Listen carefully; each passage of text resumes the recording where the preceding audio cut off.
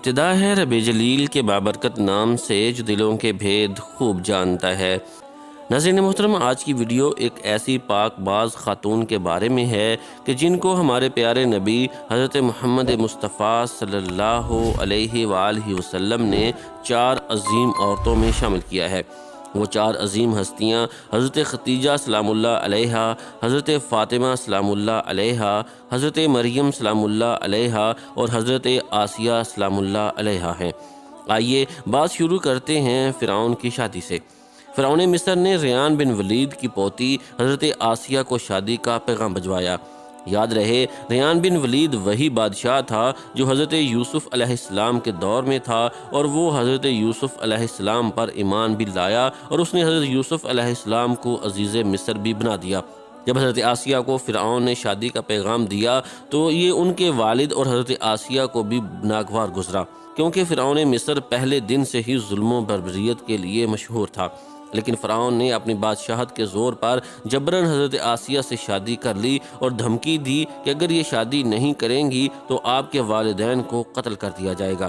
شادی کے ہونے کے بعد بھی اللہ پاک نے حضرت آسیہ کو فرعون سے محفوظ رکھا اور وہ آپ پر قادر نہ ہوا۔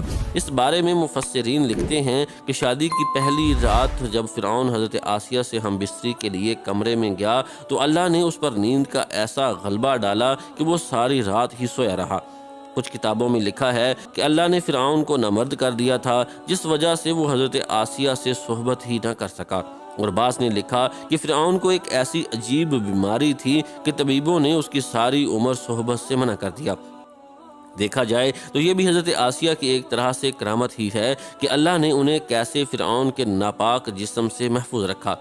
بعض روایات میں فرعون کی ایک بیٹی کا ذکر بھی ملتا ہے۔ آپ کو یہ بتاتے چلیں کہ وہ لڑکی انہوں نے کسی سے لے کر پالی تھی۔ ایک رات فرعون نے جب خواب دیکھا کہ اس کا محل نابود ہو گیا ہے، خوف و وحشت سے اس کا پورا وجود لرزنے لگا۔ اس نے نجومیوں کو بلا کر ان سے اپنے خواب کی تعبیر پوچھی۔ انہوں نے کہا کہ ان قریب بنی اسرائیل کا ایک بچہ تمہارے محل کو نیست و نابود کر دے گا۔ اس لیے فرعون نے حکم دیا کہ بنی اسرائیل میں جس کے ہاں بھی لڑکا پیدا ہو اسے فوراً قتل کر دو، لیکن اگر لڑکی پیدا ہو تو اسے قتل نہ کرنا تاکہ ان کی نسل باقی رہے۔ جب حضرت موسیٰ علیہ السلام پیدا ہوئے تو ان کی والدہ نے فرعون کے سپاہیوں کے ڈر سے حضرت موسیٰ علیہ السلام کو ایک صندوق میں رکھ کر دریا میں ڈال دیا۔ دریا سے ایک نہر فرعون کے محل کے پاس سے بہتی تھی۔ یہ صندوق بہتا ہوا اس نہر میں چلا گیا۔ فرعون نے حکم دیا کہ اسے محل میں لا کر کھولا جائے۔ جب صندوق کھولا گیا تو اس سے ایک خوبصورت بچہ نکلا۔ قبطی زبان میں پانی کو مو اور درخت کو سا کہتے ہیں۔ یہ صندوق پانی اور درختوں کے درمیان پایا گیا تھا، اس وجہ سے حضرت بی بی آسیہ رحمۃ اللہ علیہا نے آپ کا نام موسیٰ رکھا۔ حضرت آسیہ نے جب حضرت موسیٰ علیہ السلام کے چہرے پر نور دیکھا تو انہوں نے حضرت موسیٰ علیہ السلام کو اپنا بیٹا بنا لیا اور فرعون سے کہنے لگیں، یہ بچہ میری اور تیری آنکھوں کی ٹھنڈک ہے، اسے قتل نہ کرو۔ لیکن نامرد فرعون کہنے لگا، اسے تم رکھ لو، مجھے اس کی کوئی حاجت نہیں۔ حضرت محمد صلی اللہ علیہ وآلہ وسلم نے ارشاد فرمایا کہ اگر آسیہ کی طرح فرعون بھی اس بات کا اقرار کرتا کہ یہ بچہ اس کی آنکھوں کی ٹھنڈک ہے تو ضرور اللہ پاک اسے ہدایت عطا فرما دیتا جیسے آسیہ کو عطا فرمائی۔ حضرت آسیہ سلام اللہ علیہا کو اللہ پاک نے قرآن میں عورتوں کے لیے نمونہ بھی قرار دیا ہے۔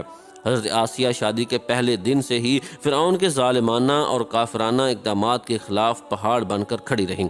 حضرت موسیٰ علیہ السلام نے جب اعلان نبوت کیا اور جب محل میں جادوگروں سے مقابلہ کیا تو یہ دیکھ کر حضرت آسیہ حضرت موسیٰ علیہ السلام پر ایمان لے آئیں۔ ایمان لانے کے بعد کافی دنوں تک انہوں نے اس بات کو فرعون سے چھپائے رکھا، لیکن جب فرعون نے خدائی کا دعویٰ کیا اور لوگوں سے خود کو سجدے کروانے لگا تو پھر حضرت آسیہ کھل کر میدان میں آ گئیں اور فرعون کے اس عمل کی سخت مخالفت کی۔ جیسے ہی فرعون کو پتہ چلا کہ میری بیوی بھی موسیٰ علیہ السلام کے خدا پر ایمان لا چکی ہے تو اس نے حضرت آسیہ پر بھی ظلم ڈھانا شروع کر دیے۔ روزانہ دن اور رات ان کو مختلف اذیتیں دینے لگا۔ فرعون جیسا کافر شوہر بھی ان کے ایمان کو متزلزل نہ کر سکا، لیکن فرعون نے بہت زیادہ کوشش کی تاکہ کسی نہ کسی طرح انہیں راہ راست سے منحرف کر دے، لیکن وہ ایسا نہ کر سکا، اور حضرت آسیہ بھی اس کی تمام کوششوں کو ناکام بنا کر صرف خدائے واحد کی عبادت میں مصروف رہیں۔ حضرت موسیٰ علیہ السلام کے چاہنے والے فرعون کے سپاہیوں کے ہاتھوں ظلم و ستم کی بھینٹ چڑھتے رہے اور انہیں بے دردی کے ساتھ قتل کیا جاتا رہا۔ یہاں تک کہ فرعون نے حضرت موسیٰ علیہ السلام پر ایمان لانے والے ایک شخص کو، جسے قرآن کریم نے مومن آل فرعون کے نام سے یاد کیا ہے، بڑی ہی بے دردی سے قتل کر دیا، جس کے بعد آسیہ کے صبر کا پیمانہ چھلک اٹھا اور کھلم کھلا فرعون کی مخالفت کرنے لگی۔ فرعون میں غیظ و غضب کی آگ بھڑک اٹھی اور اس نے اپنی زوجہ آسیہ کو بہت ہی دردناک طریقے سے اذیتیں پہنچائیں۔ اس ظالم نے ان پر بڑے بڑے عذاب کیے اور ان کو بہت زیادہ مارا اور زد و کوب کیا اور چمیخا کر دیا، یعنی 4 کھونٹیوں میں آپ کو گاڑ دیا۔ حضرت آسیہ رضی اللہ تعالی عنہا کے چاروں ہاتھوں پیروں میں لوہے کی کیلیں ٹھونک کر چاروں کونوں میں اس طرح جکڑ دیا کہ وہ ہل بھی نہیں سکتی تھیں، اور بھاری پتھر آپ کے سینے پر رکھ کر ان کو ریت پر دھوپ میں لٹا دیا اور پانی بند کر دیا۔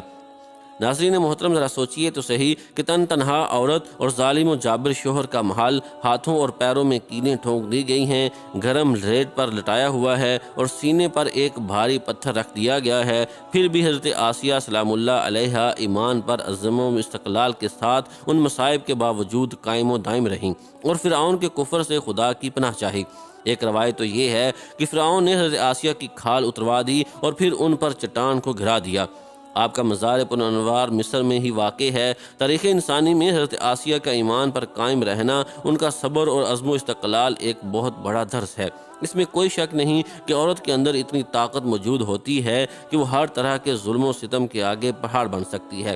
اللہ پاک سے دعا ہے وہ ہم سب کی بے حساب مغفرت فرمائے، آمین ثم آمین یا رب العالمین۔